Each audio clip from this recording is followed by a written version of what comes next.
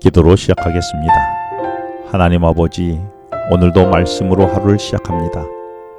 오늘도 말씀대로 살도록 도와주시옵소서. 예수님 이름으로 기도합니다. 오늘은 지난 시간 묵상했던 민수기 5장 11절로 31절 말씀을 한 번 더 묵상하려고 합니다.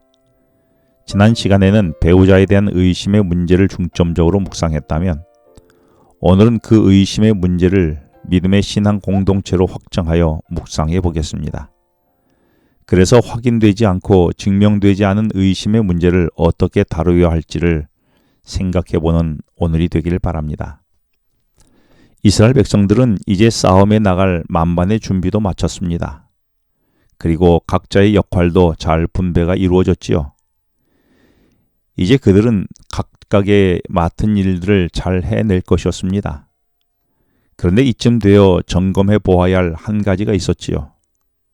왜냐하면 그들이 싸워야 할 적은 항상 칼과 창을 들고 있는 가나안만을 향하는 것이 아니라는 사실입니다.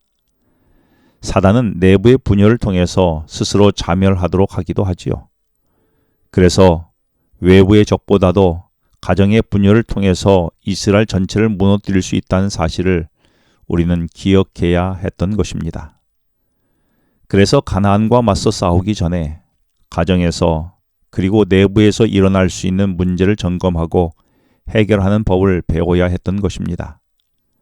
마찬가지로 내가 속한, 그래서 함께 협력하고 사랑해서 한 방향으로 가야 하는 믿음의 공동체가 오히려 서로를 공격하고 사소한 것으로 분열이 되어서 가나안을 향해 앞으로 나아가지 못하게 하고, 그래서 공동체가 무너질 수 있습니다.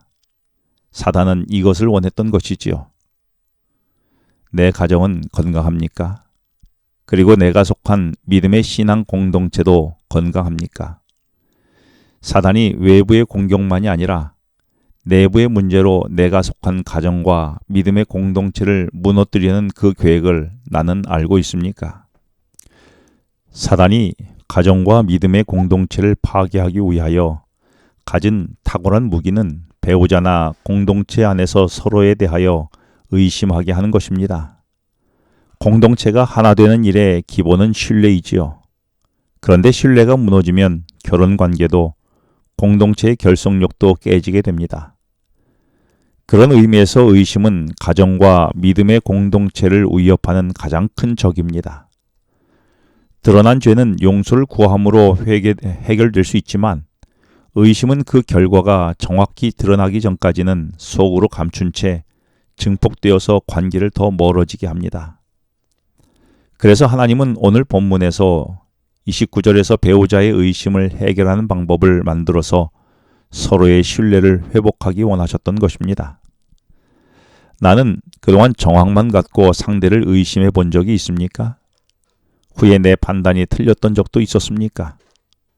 하지만 나는 내 생각이 늘 옳다고만 생각하고 상대는 틀렸다라고 미리 단정짓지는 않았습니까?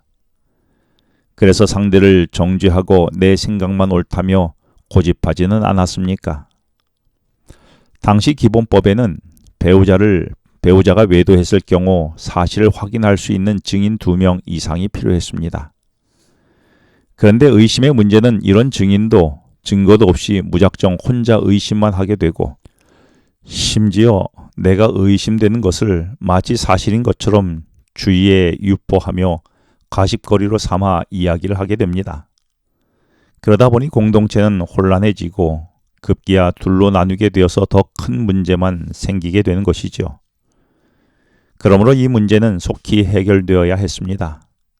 그러나 안타까운 것은 증인이나 증거가 없다는 것입니다.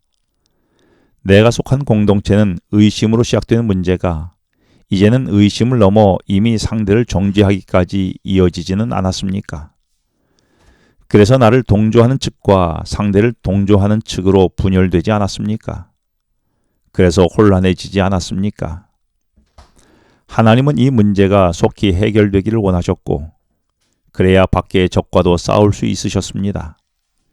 이 문제를 해결하는 방법은 지난 시간에 묵상한 대로 먼저는 제사장에게로 데려가고 소제와 함께 먼저 자기에게 문제 없음을 맹세하게 한 후에 바닥에 티끌을 섞어 쓴 물을 마시게 하였습니다.